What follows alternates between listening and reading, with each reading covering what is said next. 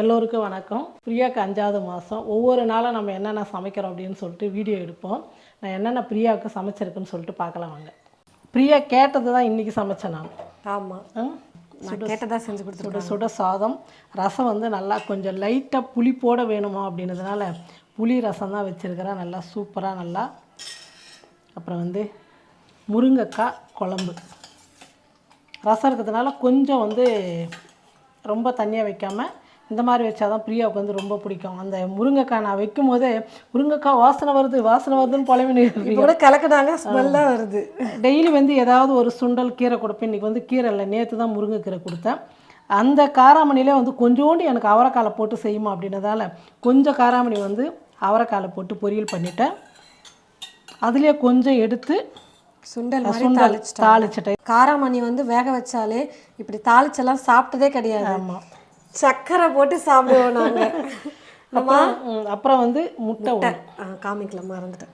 வேக வச்சு கொடுத்தா பிரியா சாப்பிட மாட்டேங்குதா, வாமிட் வருது, ஒரு மாதிரி அந்த வாசனை வருதுன்றதுனால நான் வந்து கொஞ்சம் லைட்டாக மிளகாத்தூள், கொஞ்சமாக தான் மிளகாத்தூள் மஞ்சள் தூள் போட்டு அப்படியே ஃப்ரை பண்ணி கொடுத்துட்டா சாப்பிட்டு. புளிக்குழம்பு அந்த மாதிரிலாம் செஞ்சு வேக வச்சு சாப்பிடுவோம். அந்த அதில் இது வெறும் இந்த சாம்பார் ரசத்துக்கு வந்து அந்த மாதிரி சாப்பிட்றதுனால பிடிக்க மாட்டேங்குது. இன்றைக்கி வந்து மதியம் வந்து பிரியாவுக்கு பிடிச்ச மாதிரி கேட்டு, உனக்கு எது பிடிக்கும், நீ எப்படி சாப்பிடுவ அப்படின்னு கேட்டு இன்னைக்கு வந்து மதிய சாப்பாடு பிரியாவுக்கு வந்து இதெல்லாம். இன்னொன்று அம்மா ஆட் பண்ணுவாங்க, தயிர் எப்போவுமே. தயிர் எப்போவுமே வந்து 2-3 ஸ்பூனாவது போட்டு சாப்பிட்டே ஆகணும் அப்படின்னு. ஏன்னா காலையில் வந்து நான் தயிர் வந்து ஆரிய மாவு கஞ்சியில் வந்து கரைச்சி கொடுத்துட்டேன் பிரியா. தயிர் இல்லை இல்லையா, புறமோருக்கு தான் கொஞ்சமாக வச்சுருக்கிறேன். ஏன்னா எங்கள் மாட்டுப்பால் வாங்கின்னு வந்து தயிர் துவைய வைக்கிறதுக்கு நல்லா இருக்குது, அவ்வளோ கெட்டியாக சாப்பிட்றதுக்கும் அவ்வளோ நல்லா இருக்குது தயிர். அதனால் வந்து கொஞ்சோண்டு தான் தயிர் வச்சுக்கிறேன். இன்றைக்கி பிரியாவுக்கு வந்து தயிர் இல்லை, நாளைக்கு சாப்பிட்டுக்கலாம். ஆமாம், இத்தனை வெரைட்டி இருக்கு. இதுதான் இன்றைக்கி மதியம் வந்து லஞ்சு. நைட்டுக்கு வந்து நம்ம பிரியாவுக்கு என்ன கொடுக்குறோம், இடையில வந்து நம்ம என்ன கொடுக்குறோன்றதை நம்ம ஆல்ரெடி என்ன கொடுத்தீங்க அதை சொல்லுங்க. காலையில் வந்து ஆரிய மாவு கஞ்சி கூழ் செஞ்சு அதில் வந்து தயிர் ஊற்றி நல்லா கரைச்சி பிரியா வந்து ஒரு 3-4 கிளாஸ் அந்த மாதிரி சில்லுன்னு டெய்லி கொடுத்தா போதுமா அப்படின்றதால ஒரு 3-4 கிளாஸ் குடிச்சிட்டாங்க.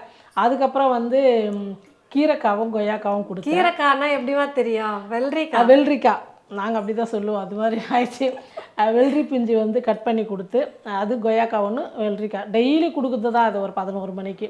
எனக்கு என்ன இறங்குதோ இல்லையோ உங்கள் பழத்தில் ரொம்ப ஹெவியாக வாமிட் எடுக்கும் போது கூட சரி, என்னை காப்பாற்றுனதே இந்த கொய்யாக்காய் தான் பிரியா. அப்புறம் வந்து ஒரு 12:30 மணிக்கு வந்து சாத்துக்குடி ஜூஸ் ஒரு கிளாஸ் கொடுத்தாச்சு.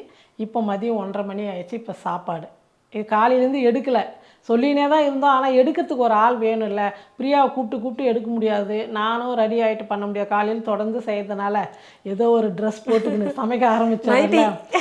இதெல்லாம் வந்து எனக்கு இந்த எண்ணெய் சமைக்கும் போதெல்லாம் எண்ணெய்லாம் பட்டுச்சுன்னா, துணியெல்லாம் புது புடவெல்லாம் அழுக்காச்சுன்னா ஒரு கொஞ்சம் மாதிரி கஷ்டமாக இருக்கும். அதனாலே ரொம்ப வந்து கிராண்டாக கட்டுறதே இல்லை. நான் நைட்டில் அம்மா காட்டினா ஓகேவான்னு சொல்லுங்க, நாங்கள் எடுத்துடுறோம். நைட்டு போட்டுக்கு நீங்கள் சமைங்கன்னு சொல்லுங்களா. நான் காலையில் 5 மணிக்கு எழுந்துக்கிறதுலேருந்து நைட்டு தூங்குற வரைக்கும் நான் என்ன வேலை செய்கிறேன், நான் என்ன சமைக்கிறேன், என்ன பண்ணுறேன் எல்லாமே நான் வீடியோ எடுத்து போட்டுருவேன். அதுதாங்க. இப்போ நம்ம வந்து நைட்டுக்கு என்ன பண்ணுறோம், சாயங்காலம் என்ன செய்ய போகிறோம் பிரியாவுக்கு, இன்றைக்கி மதியத்துலேருந்து நைட்டு வரைக்கும் நம்ம என்ன பண்ண போகிறோம்னு சொல்லிட்டு இந்த முழு வீடியோவில் வந்து பிளாகில் பார்த்துக்கலாம். நான் வந்து சமையல் வந்து வீடியோ எடுக்கலை, அதுதான் ஆள் இல்லாத காரணத்தினால எடுக்கலை. அப்பா இன்னைக்கு வந்துட்டா நாளையிலேருந்து வந்து. இன்னும் நீங்கள் எனக்கு ஹெல்த்தியாக செய்வீங்கள்ல, ரொட்டி ஆமாம் இந்த மாதிரிலாம் பண்ணி தரீங்கல்ல, அதெல்லாம் வேணால் ஷேர் பண்ணுங்கள் எல்லாருக்கும் யூஸ். அதே மாதிரி சிறுதானியத்தில் வந்து தோசை செய்யணுன்றதுனால பிரியாவுக்கு ஊற வச்சுட்டேன். நான் பாருங்க எல்லாம் சேர்த்து ஊற வச்சுட்டேன். சாமை, வரகரிசி, அவல், வேர்க்கடலை, உளுத்தம்பருப்பு, வெந்தயம். ஏற்கனவே நம்ம சேனலில் வந்து தோசை போட்டிருக்கேன் நான், அதனால் வந்து இது வீடியோக்கு வந்து காமிக்கலை, ஊற வச்சுருக்கிறேன். நைட்டுக்கு தான் மாவு அரைச்சி நாளைக்கு விளாகில் என்ன செய்கிறோம் அப்படின்னு அடுத்து நாளைக்கு செய்கிறதுல அந்த விளாகில் பார்த்துக்கலாம். இப்போ இது ஊற வச்சுருக்கிற செய்யுது. இந்த மாதிரி தாங்க வேலை ஓடிட்டே இருக்குது. அப்புறம் எனக்கு தட்டில் போட்டு ரெடி பண்ணி வச்சுட்டாங்க. ஆமாம், எடுத்த உடனே நம்ம எல்லாம் பண்ணிடலாம் இல்லை, எல்லாத்தையும் உட்காந்து சாப்பிடுமா, ரசம் ஊற்றிக்கோ, முருங்கைக்காவை நீ சாப்பிட போகிற, நான் சொல்லிட்டேன். அவரைக்காவையே நீ வந்து மென்று தான் சாப்பிட போகிற, பிசைஞ்சு சாப்பிட போகிறது இல்லை. அதனால் ரசமும் அந்த குழம்பும் தான், அதனால் கரெக்டாக இருக்கும். இது சாப்பாடு வந்து இந்த நான் வச்சுருக்கிற அளவு சொல்லிட்டேன். நான் கொடுக்குற சாப்பாடு தான். அதே மாதிரி சப்பாத்தியோ ராகி களியோ ஒன்று சேர்த்துக்கணும் கூட. ஆனால் களி செஞ்சால் பிரியா வேறு எதுவும் சாப்பிட மாட்டேங்குது, ஒரு உருண்டை களியே ஃபுல்லாக. அதே மாதிரி நான் வந்து வீடியோ எடுக்கிறேன்னு வச்சிங்களா, உங்களுக்கும் யூஸ்ஃபுல்லாக இருக்கும். அம்மா என்ன செஞ்சு கொடுக்குறாங்க பிரியாவுக்கு, நமக்கும் வந்து யூஸாக இருக்குன்னு அடுத்தவங்க பார்த்து செய்யலாம். அதனால் எதுவுமே பண்ணல. இனிமேல் தான் வந்து நான் என்ன செய்கிறேன், மதியம் என்ன சாப்பாடு கொடுக்குறேன், அதெல்லாம் வந்து அதே மாதிரி இப்போ தாங்க இதை சாப்பிட்ணும் அதை சாப்பிட்ணும் அப்படின்னு இருக்குன்னு சொல்லிட்டு என்னென்னவோ எல்லாம் டாக்டர் கண்டிஷன் வைக்கிறாங்க இப்படி இருக்கணும்னு. ஆனால் நான்லாம் வந்து ஒன்றுமே எனக்கு தெரியாது. இப்போ வந்து குழந்தை வந்து உதைக்குதா, இந்த பக்கம் உருளுதா அப்படிலாம் கேட்குறாங்களே, அப்படின்னா என்னன்னே எனக்கு தெரியாது. நிஜமாவே எனக்கு தெரியவே தெரியாது. எங்க அம்மா பேசினா மட்டும்தான் என் குழந்தை ரொம்ப ஆக்டிவா அது இருக்கு. ஆமாங்க, அதுதான் பிரியா சொல்லும். அம்மா பேசினே இருந்தேன். ஏன்னா ஃபோன்ல பேசினா கூட அவங்க அப்போ வந்து அங்க வந்து இது பண்றது தெரியுது நமக்கு உள்ள குழந்தை. இன்னும் பிரியா சொல்கிறேன், இப்படிலாம் கூட தெரியுமா அப்படின்னு சொல்லிட்டு சொல்லுவேன். நான் எனக்கெல்லாம் 2 பசங்களுக்குமே எதுவுமே எனக்கு தெரியாதுங்க அந்த மாதிரிலாம். எப்படியோ ஒன்று வளர்ந்துட்டோம். ஆமா, நான் வந்து அம்மா கிட்ட இந்த மாதிரி சொல்றாங்க, இந்த மாதிரி ஸ்கேன்ல எப்படி இருக்கு அப்படி இருக்குன்னு சொல்லும் போதெல்லாம் நான் ஸ்கேனே எடுத்தது இல்லடி, எப்படியோ வந்து பிறந்துட்டீங்க, ஆனால் நீங்க இங்கே எதுக்கு பாருங்க, இப்படி பயப்படுறீங்க? பிரியாவோட இப்போ வந்து இந்த ஒவ்வொரு நாளும் நான் சமைக்கும் போது என்னுடைய அனுபவத்தை, நான் எப்படி 2 குழந்தை பிறந்தது, எப்படிலாம் எனக்கு பார்த்துக்கிட்டாங்க, நான் எப்படி இருந்தேன்றது ஒவ்வொரு நாளும் ஒவ்வொரு ஸ்டோரியாக சொல்கிறேன். ஆனால் உங்களுக்கு ஆச்சரியமாக தான் இருக்குமே தவிர, ஆனால் அப்போ இருக்கிறவங்க, அதாவது என்னுடைய வயசில் இருக்கிறவங்களுக்கு ஆமாம்மா இதெல்லாம் உண்மைதான், இதெல்லாம் நமக்கு நாங்களும் அப்படி தான் இருந்தோம் அப்படின்னு தான் சொல்லுவீங்க. ஏன்னா அப்போ அப்படி தானே. எனக்கெல்லாம் ரொம்ப ஆச்சரியம் தான் எங்க அம்மா சொல்றதெல்லாம் கேட்கும் போது. நான்லாம் ஒரு 1/4 மணி நேரத்துல பிறந்துட்டோம் அதெல்லாம் சொல்லுவாங்க அம்மா கேளுங்க. அதெல்லாம் வந்து ரொம்ப பெரிய ஸ்டோரிங்க. ஒவ்வொரு நாள் ஒவ்வொன்றா சொல்லிட்டு வரேன் பாருங்கள், அது உங்களுக்கும் யூஸ்ஃபுல்லாக இருக்கும். ஆனால் இப்போ தான் இதை பண்ணக்கூடாது, உட்காரக்கூடாது, எழுந்துக்கக்கூடாது. ஏன்னா இப்போ சாப்பிட்ற சாப்பாடும் சரி, இப்போ செய்கிற வேலைங்களும் சரி, உடம்புக்கு கஷ்டப்படுற மாதிரி வேலையும் இல்லை. இதெல்லாம் தான் இவங்களுக்கு வந்து தேவையில்லாத உடம்பு வந்து பிரச்சனை வந்து டாக்டர்கிட்ட போனோம், அங்கே போனோம்னு சொல்லிட்டு. அப்போல்லாம் எந்த டாக்டர் பார்த்தோம், தடுப்பூசியே பால்வடியில் போடுவாங்க, அவ்வளோதான் அந்த தடுப்பூசி. எந்த ஹாஸ்பிட்டலுக்கும் போனது கிடையாது, எதுவுமே செஞ்சதில்லை. டெலிவரி ஆனது கவர்மெண்ட் ஹாஸ்பிட்டலில், அவ்வளோதான். நம்ம வீட்டில் தான் பிறந்தேன் அந்த மாதிரி. அதனால் இப்போல்லாம் ரொம்ப பயமுறுத்துறாங்களா. நானே இந்த முறைலாம் நான் 2 முறை நான் தான் டாக்டர் பயமுறுத்தல, நான் தான் பயமுறுத்துறேன். அதெல்லாம் பார்க்கும்போது எனக்கே பயமாக இருக்கும். பார்த்து செய்கிறதா இருக்குது. சரி, நம்மளால் முடிஞ்ச வரைக்கும் நம்ம பொண்ணுக்கு சொல்கிற மாதிரி நம்ம செஞ்சிடணும். அந்த காலம் வேறு, இப்போ சாப்பிட்ற சாப்பாடு வேறு. இப்போ இந்த ஒரு முட்டை சாப்பிட்றதுக்கு ஐயோ முட்டை சாப்பிட்ணுமா அப்படின்னு பிரியா. எனக்கெல்லாம் வந்து 3 முட்டை 4 முட்டை கூட சாப்பிடுவேன் நான். அந்த காலம் எனக்கு முட்டை பிடிக்காது, காய்கறி அதிகமாக சாப்பிடுவோம், முட்டை சாப்பிடுவோம். அதே மாதிரி இந்த மருந்து போடல கீரைலாம் 15 நாளைக்கு விளைய வச்சு கொடுக்குறாங்க. இப்போ அந்த மாதிரி கிடையாது. தோட்டத்துங்களை இயற்கையாக கிராமத்தில் கொடுப்பாங்க. அதெல்லாம் தான் நம்ம சாப்பிட்டோம். எங்களது முருங்கை மரம் இருக்குது, எப்போ பாரு முருங்கைக்கீரை பொரியல் அம்மா செஞ்சு கொடுத்துனே இருப்பாங்க. அதே மாதிரி அவரைக்காய் சீசன் வந்து அவரைக்காய். இந்த பிரியா டெலிவரி ஆனப்பெல்லாம் எனக்கு வந்து எங்கள் மாடி மேலே ஏற்றி விட்டாங்க அவரைக்காய். வெறும் அவரைக்காய் பொரியல், அவரைக்காய் தொக்கு, அவரைக்காய் குழம்பு, நிறைய அவரைக்காய் சாப்பிடு. ஏன்னா குழந்தை பிறந்தாலும் அவரைக்காய் அதிகமாக சாப்பிட்டா பால் ஊருன்னு சொல்லுவாங்க. நிறைய அவரைக்காய் சாப்பிட்டுக்கிறோம். இந்த மாதிரி ஒவ்வொரு வீடியோவில் ஒவ்வொரு யூஸ்ஃபுல்லாக நம்ம பேசலாம் இனிமேல்.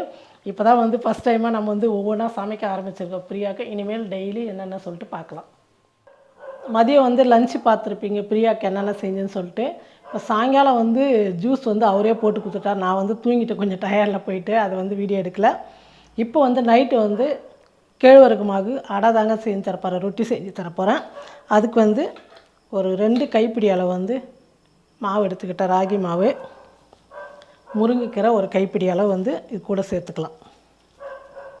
நீங்கள் கேரட் இருந்தால் கேரட் கூட சேர்த்துங்க. நம்மக்கிட்ட இப்போ கேரட் இல்லை, அதனால் கேரட் போடல. வெறும் முருங்கைக்கீரை, ஒரு பெரிய வெங்காயம், ஒரு 2 பச்சை மிளகாய் பொடியை நறுக்கிட்டு அதை சேர்த்துக்கலாம்.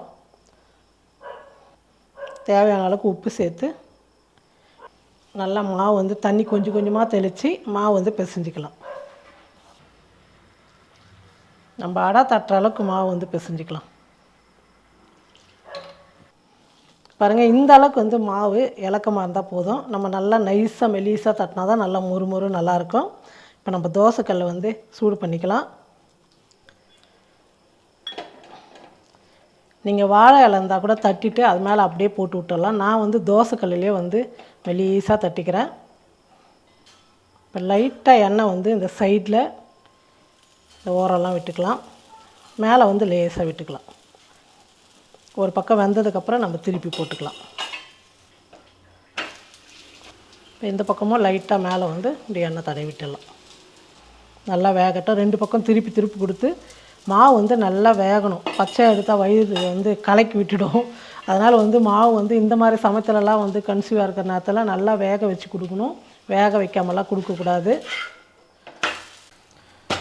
பாருங்கள், 2 பக்கமும் திருப்பி போட்டு நல்லா வெந்துடுச்சு. முருங்கைக்கீரை இந்த மாதிரிலாம் போட்டு செஞ்சு கொடுக்கும்போது உடம்புக்கும் ரொம்ப ஹெல்த்தி, ரொம்ப நல்லது. இந்த மாதிரி சமயத்தில் வந்து இந்த மாதிரி செஞ்சு கொடுக்கணும். இன்றைக்கி மதியமும் நைட்டு டின்னர் வந்து முடிச்சாச்சு. நீங்களும் இதே மாதிரி சமையல் செஞ்சு பார்த்துட்டு, இப்படி ரொட்டி செஞ்சு பார்த்துட்டு எப்படி இருக்குன்னு சொல்லிட்டு மறக்காமல் கமெண்ட் பண்ணுங்கள், ஷேர் பண்ணுங்கள். நன்றி.